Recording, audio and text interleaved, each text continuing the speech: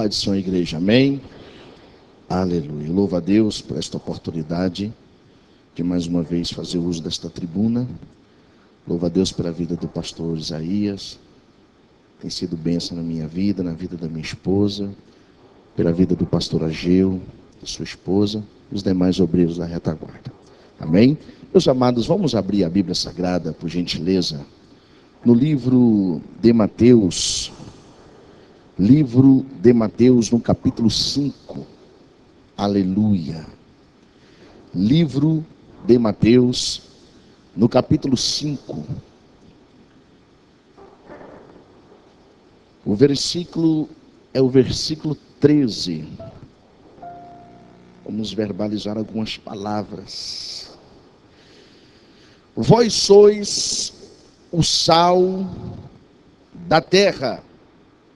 Ora, se o sal vier a ser insípido, como lhe restaurará o sabor? Para nada mais presta, senão para lançado fora e ser pisado pelos homens. Pode se assentar, por gentileza.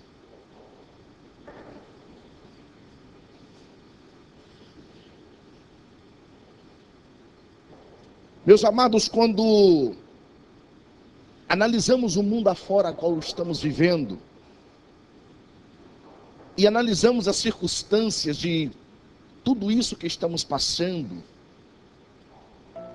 olhamos pelas vias da internet, pela televisão e vemos como muitos desastres, muita destruição tem acontecido no nosso meio. Vemos muitas catástrofes sendo vista em meio de tanto um povo que através das redes sociais, através da televisão, temos observado o que tem acontecido. Buscamos muitas das vezes um entendimento para tentarmos entender o porquê de tudo isso. Se quando abrimos a nossa Bíblia, vemos aqui falando de salvação, falando de cura, até mesmo o Senhor Jesus nos ensinando sobre a Nova Jerusalém, fazendo grandes revelações. Quando vemos tudo isso lá fora, entendemos o porquê de tudo isso. Tentamos entender por que tanta maldade no nosso mundo. Tentamos entender por que tantos assassinatos, tanta violência, tanta corrupção que há em cada país, em cada estado, em cada cidade. Até mesmo no universo, olhamos e vemos que aonde deveria se preservar o amor, a união, a transparência, a ocultação se prevalece, a violência se prevalece, a disputa social se prevalece, aonde uns querem ser melhores do que o outro. Vemos no mundo a qual nós vivemos uma competição social e muitas das vezes esquecemos de lembrar aquilo que Jesus veio nos ensinar, aquilo que Jesus veio nos explicar, para que possamos atender, aplicar sobre a nossa vida, para ter uma vida melhor. Se todos nós procurássemos, até mesmo aqui dentro da igreja, olhar para um, para o outro e começarmos a perguntar sobre cada pessoa que conhece um missionário, um profeta, um pastor, um ministro da palavra que está lá fora pregando, todo mundo iria dizer: eu tenho um. Mas o interessante é que muitas das vezes olhamos e entendemos que temos um missionário lá fora, mas muitas das vezes não sabemos o que os missionários passam. Além desta matança que está aí fora, além de tudo isso que está sendo mostrado pela mídia, chegado até os nossos olhos, além de tudo isso que está aí, sendo apregoado sobre a matança, também a fome.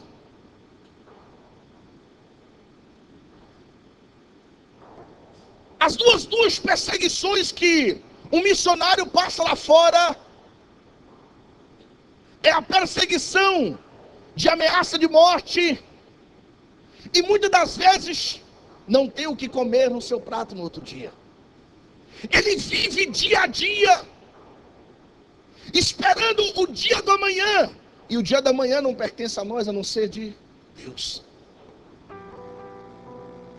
Muitas das vezes tem o que comer hoje, mas não tem o que comer amanhã. Os missionários que estão lá fora, e eu posso dizer porque eu fui um que tive lá fora também. Sou missionário do campo. E quando eu era criança, um dia com 14 anos de idade, eu disse para o meu pastor: pastor, aonde eu tiver de ir, aonde o Senhor me mandar, eu irei. Mas teve um dia que eu parei, pastor Isaías. Foi quando o Senhor me levou na África do Sul.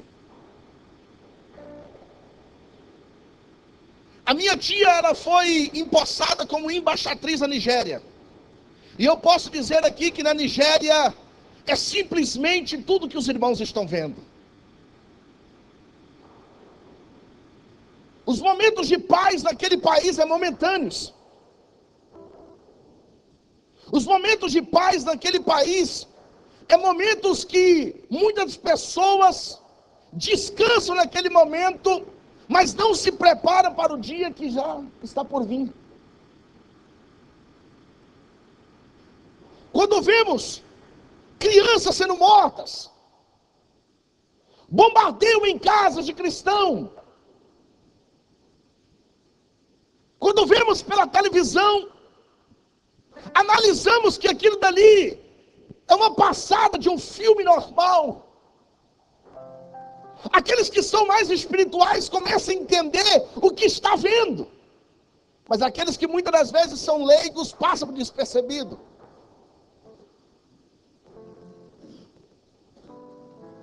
O missionário que está no campo lá fora, ele tem duas felicidades. Duas fases da vida dele que move o coração e ele se alegra um pouco mais do que está vivendo lá.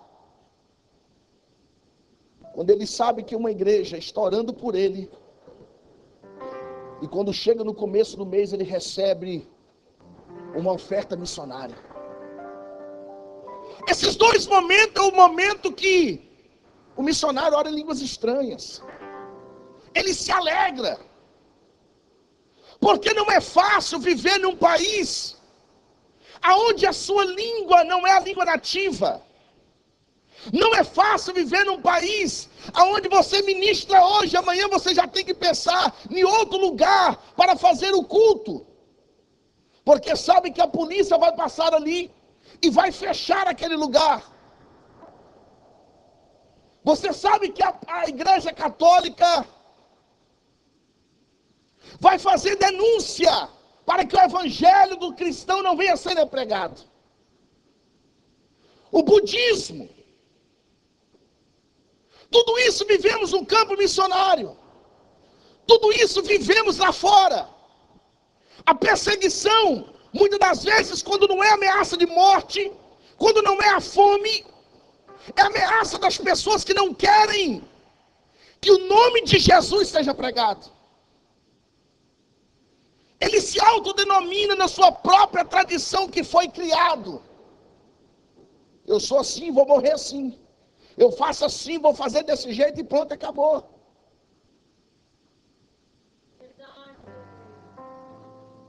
Quando analisamos aqui essas pequenas palavras, essas poucas palavras que Jesus estava dizendo para o colégio apostólico, Jesus estava dizendo para o colégio apostólico que eles seriam diferentes.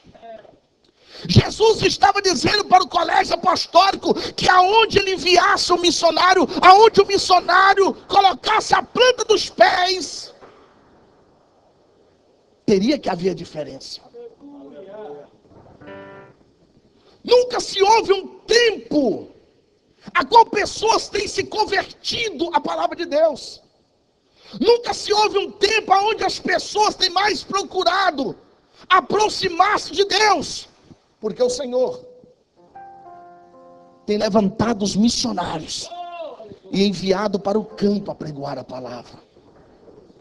Pessoas que se doam a sua própria vida. Pessoas que tiram o seu eu e se colocam à disposição para pregar o evangelho frutífero, o evangelho de salvação. Pessoas que largam a sua casa, largam a sua família, deixam o trabalho para se propor a fazer a vontade de Deus. Quando você está aqui, e o jovem que disse anterior a mim, ele disse uma verdade. Muitos se convertem, mas não entendem o chamado. Não entende para que Jesus chamou. É simples. Uma pessoa ganha você, você ganha outro, o outro ganha outro, e assim a multiplicação.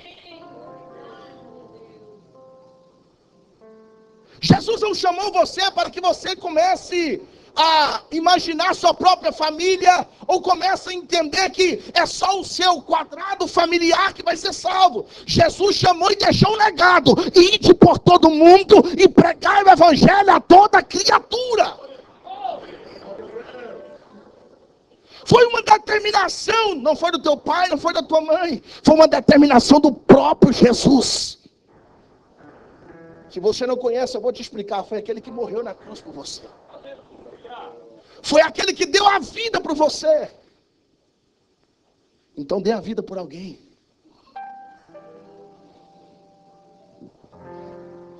Quando ele diz que grande é a seara e os ceifeiros são poucos, ele não estava dizendo por dizer. São poucos que têm coragem. E vou usar uma expressão aqui, bater no peito e dizer: eu vou. Eu tenho coragem.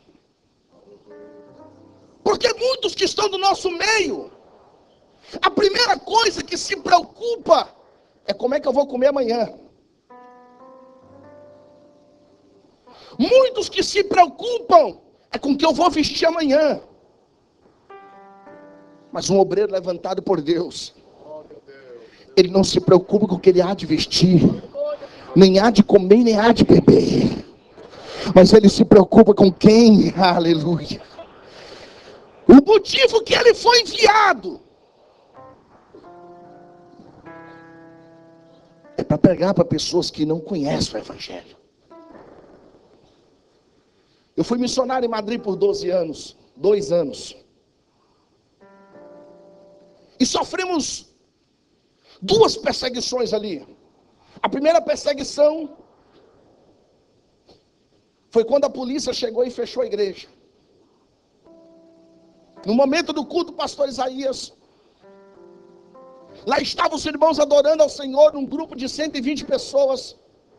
Chegaram 6 comboios da polícia, enviado pelo bispo daquela região, para que viesse ser fechada aquela igreja. Por quê? Porque muitos espanhóis estavam se convertendo ao evangelho. E quando a polícia mandou que, com metralhadora, com fuzil, mandou que todas as pessoas encostassem na parede, e ali as policiais femininas começaram a revistar as mulheres, e os homens começaram a ser revistados, e eles começaram a lacrar a igreja.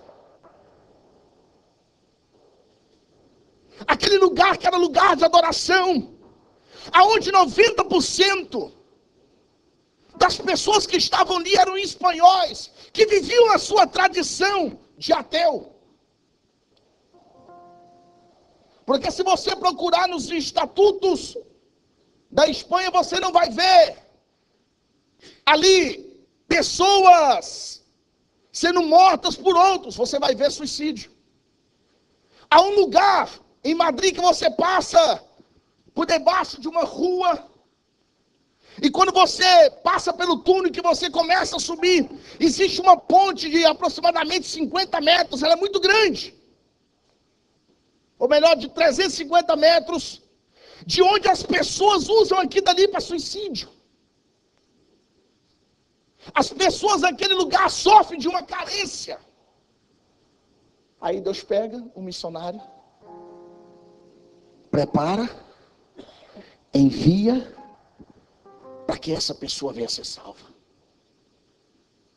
Estávamos ali num grupo de 90 pessoas.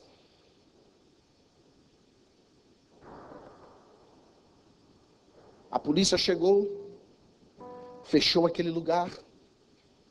Reunimos ali os irmãos ali fora e viramos para os irmãos e dissemos: nós não precisamos alugar templo. Vamos ao ar livre. Reunimos ali no lugar livre, num local chamado Casa de Campo. Quem conhece Madrid aqui sabe o que eu estou dizendo. E ali começamos a adorar ao Senhor no frio. Das 90 pessoas que estavam na igreja, somente 10 foram adorar o Senhor. E começamos a trabalhar com aqueles espanhóis. E começamos a trazer ele, porque o espanhol tem uma diferença. Quem é espanhol aqui sabe o que eu estou dizendo. É difícil ganhar um espanhol para Jesus, porque sempre ele tem argumentos de tradição para debater. Mas quando você ganha um espanhol, meu irmão, ele se torna fiel. Ele é como se diz por aí: pau para toda obra. É para carregar, ele carrega. É para levar, ele leva. É para ofertar, ele oferta. É para dizimar, ele dizima. Sabe por quê? Porque o evangelho adentrou sobre o teu coração. Enquanto você está aqui e vai para a tua casa, há igrejas lá fora sendo fechadas. Enquanto você está aqui e você vai para a tua casa, há missionários sendo mortos. Enquanto você está aqui e vai para a tua casa, a igreja lá fora está sendo perseguida. E a única forma de debater com isso, sabe como é que é? É a sua oração, é a sua consagração. A única forma de debater com essas coisas é você dobrar o teu joelho e orar pela igreja que está lá fora.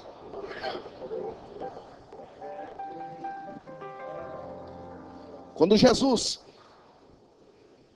ele olha para os discípulos e ele lança uma palavra dizendo: olha, vós sois o sal da terra. Jesus estava dizendo: vocês são a temperança desta nação. Vocês vai ser a circunstância desse povo estar de pé, porque através de ti eu vou alcançar vidas, eu vou alcançar almas. Jesus estava dizendo para os discípulos: através de você eu vou libertar, eu vou restaurar, eu vou curar, eu vou prosperar. Sabe por quê? Porque ainda eu sou Deus.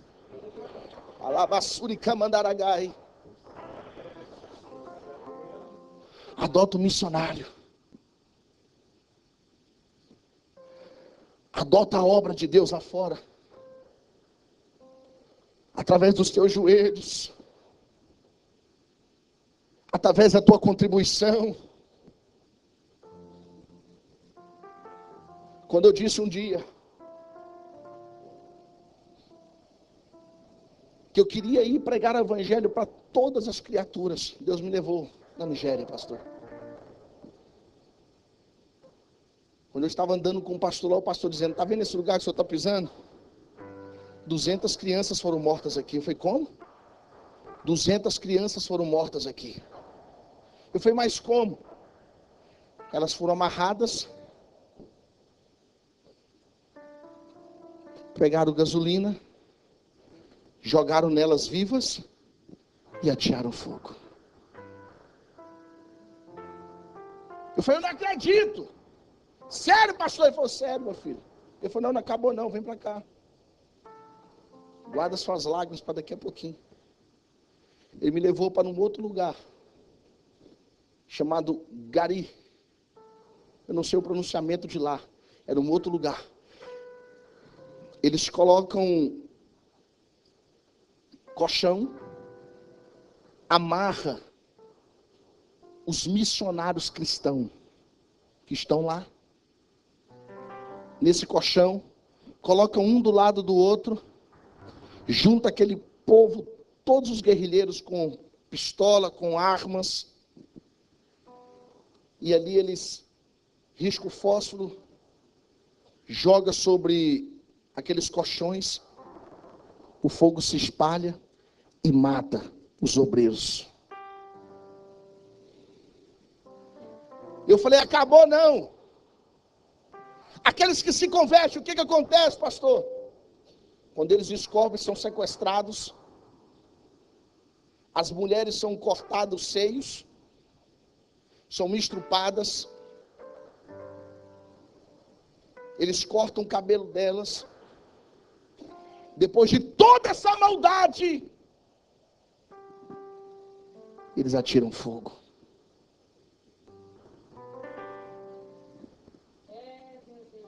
Enquanto nós estamos aqui, irmãos, sentados, cheirosos, bonitos, há pessoas sendo mortas lá fora por causa do Evangelho. E quando se mobiliza 24 horas de oração, vai doer. Vem um, vem dois, vem três, vem quatro, vem cinco, e não vem o sexto, não vem o sétimo. Porque se auto-individualizamos. Porque muitas das vezes pensamos em nós. Porque muitas das vezes pensamos na nossa família. E Jesus deixou um legado. Ide por todo mundo e pregai o Evangelho a toda criatura. Quando você olha alguém do teu lado, quando você olha esse irmão bonito do teu lado, ele não é qualquer pessoa. Foi o próprio Jesus que disse para ele: você é um missionário, você é uma profeta, você é uma profetisa, você é um escolhido, você é uma escolhida de Deus.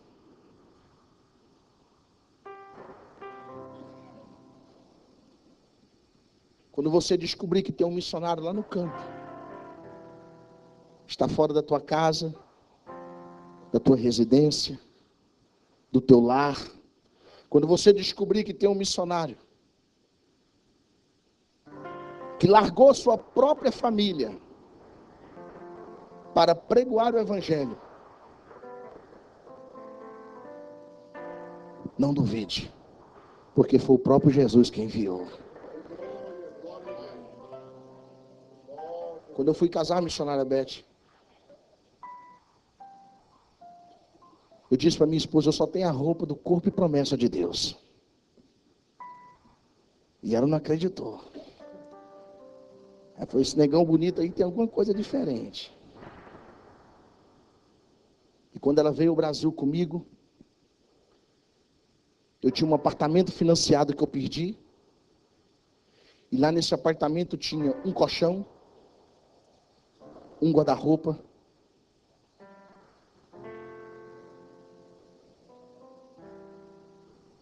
e um refrigerador. Eu disse para ela: tá vendo? Eu disse para você que eu só tinha roupa do corpo e promessa. E essa metade da metade dos móveis. Ela disse: eu estou pronto para fazer o Evangelho aonde que Jesus nos mandar. Eu duvidei, irmãos. Mas ela está aqui até hoje. É Jesus que faz isso. Quando Ele envia, Ele capacita. Quando Ele envia, Ele trata. Quando Ele envia, Ele prepara. Então, quando o Senhor te chamar para uma grande missão, não duvide, irmão. Pode passar horas, minutos, segundos. Ele vai te enviar onde quer que Ele vá.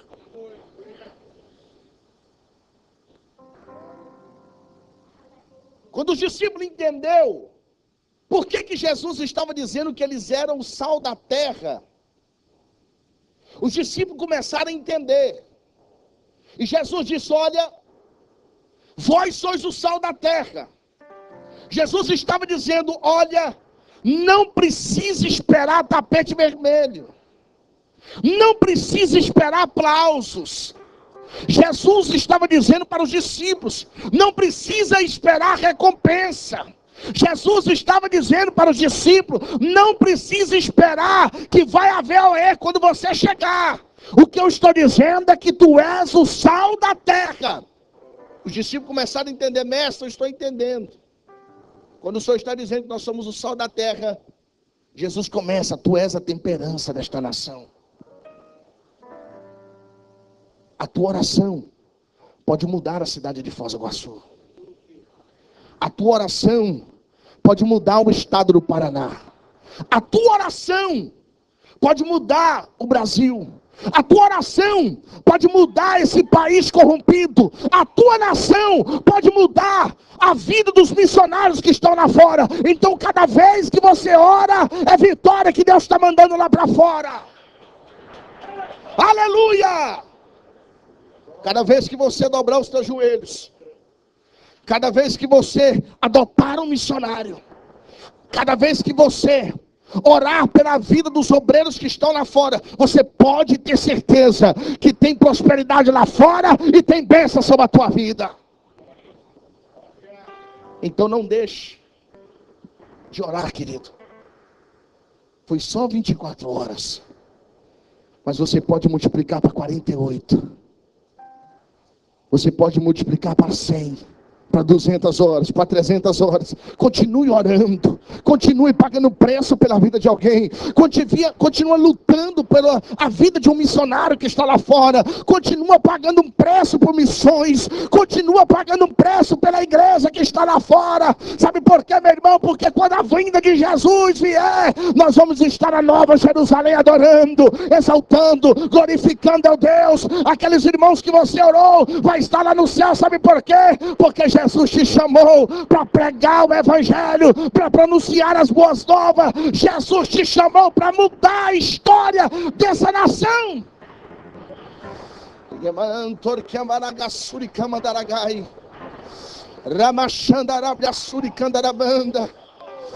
Jesus te chamou, meu querido.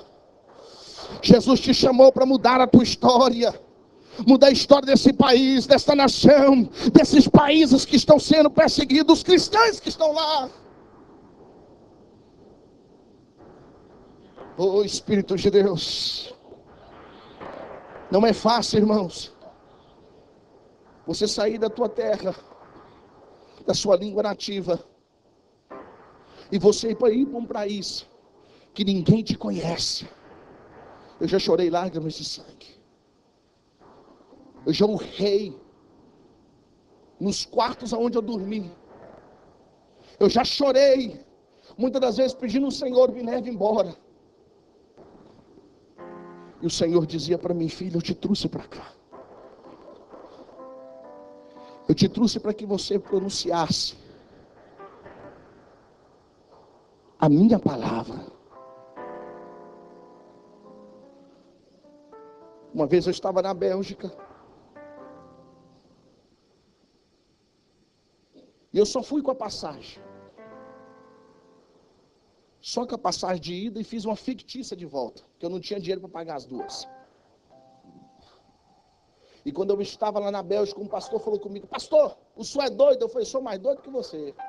Ele falou: então vamos para a praça, então vamos colocar carne de som e vamos pregar. Eu falei: pastor, isso não vai dar certo. Vai, vamos lá que muita gente vai ganhar, nós vamos ganhar alma para Jesus hoje. E fomos, irmãos. Lá na Bélgica, no meio da praça pública, nós estávamos orando. E quando nós estávamos orando, tinha uma multidão de gente, umas 50 pessoas vendo. Alguns brasileiros estavam lá encolhidinhos, não queria chegar perto. E eu pregando, e ele interpretando, e eu pregando, e ele falando em francês, e aquele negócio. Quando nós levantamos aqui um clamor, e perguntamos quem queria aceitar Jesus. Meu irmão, 40 pessoas dobraram o joelho. Se não tem lá, não tem conversão. Jesus precisa levantar uma geração de missionários corajosos, que tem coragem de enfrentar, que tem coragem de lutar, que tem coragem de ir à frente. É por isso, querido, que Jesus te chamou aqui hoje. Porque Ele quer levantar você como um missionário. Quando Ele envia, Ele sustenta. Quando Ele prepara, é porque Ele tem vitória para a tua vida. Depois desse dia, nós colocamos nas redes sociais, mais de 40 pessoas aceitaram Jesus. Eu recebo um convite de um pastor, chamado Pastor Antero, lá da Polônia. E ele me leva lá para o mês de dezembro. E no mês de dezembro, meu irmão, lá é 30 graus abaixo de zero. É só o sangue de Jesus para aguentar. E eu entrei dentro do avião. Ele tinha pagado a minha passagem. E eu fui para a Polônia. E lá no Polônia, irmãos, o povo é idólatra. Eles acreditam em tudo, menos em Jesus. Eles acreditam em tudo, menos em Deus. Eles acreditam em Buda. Eles acreditam em outras imagens lá. Eles acreditam até que o umbigo que quando nasce é arrancado e bota no... que aquilo dali é um amuleto da sorte para eles. Mas em Jesus eles não acreditavam. Em 10 graus abaixo de zero, nós chegamos numa praça, eu, o pastor Antero e mais 5 pessoas. E o louvor ali começou e eu falei, Jesus, o que eu vou falar para esse povo? E eu comecei a orar ali no cantinho, quietinho. A multidão foi começando a chegar, porque eles acham interessante. Eles não vão por causa de Jesus, eles vão porque acham interessante. Juntaram uma multidão de pessoas numa praça para fazer o quê? E ali começamos a pregar o evangelho. Quando vimos, irmãos, tinha mais de 500 pessoas vendo aquela adoração. Quando levantamos um clamor, quem queria aceitar Jesus? Mais de 200 pessoas dobraram o joelho. Pastor, qual que é o resultado disso? A igreja do pastor Antero, se não for a única, tem mais de 400 pessoas adorando a Deus na igreja dele. A igreja onde ele está ali, há 10 anos. Isso é poder de Deus, igreja. Quando Deus envia, Ele sustenta, Ele prepara. Orem pela igreja, irmãos. Orem para os missionários que estão lá fora. Pastor, é fácil. Tem missionários que querem ir para a América. Pode até ser país de primeiro mundo, mas a dificuldade é a mesma. Tem pessoas que querem ir para a Espanha, porque lá é mais fácil. Não, a dificuldade que um enfrenta na Síria, que um enfrenta no Afeganistão, que um enfrenta, é a mesma. De todas as formas são perseguidos. Quando não é perseguido de uma forma, é perseguido de outra. Quando não é com ameaça de morte, é a fome, porque não tem o sustento. É por isso que as igrejas, a nossa igreja, ela prevalece oração, levantando recursos para abençoar esta obra que está lá fora. É por isso que as nossas igrejas pagam preço, levantando ofertas missionárias, para sustentar um missionário que está lá fora, muitas das vezes com a sua família. O Senhor te chamou, querido, para que você adotasse a igreja em oração. Se você acredita, glorifica a Deus em nome de Jesus. Aleluia. Eu quero encerrar dizendo para você. Eu quero orar por você, querido. E dizer para você, meu irmão, que muitas das vezes vive nessa mordomia. Pastor, o que o senhor está dizendo? Mordomia. Em comparação de quem está lá fora, nós estamos bem. Pastor, mas o país não tem emprego, não tem recurso. É melhor ainda do que quem tem lá fora. Porque você não está sofrendo perseguição, mas eles estão. É diante disso que Jesus pronunciou para os discípulos dizendo: vós sois a temperança desta nação. Você não sabe o poder que tem a tua oração. Você não sabe o poder que tem quando você abre a tua boca.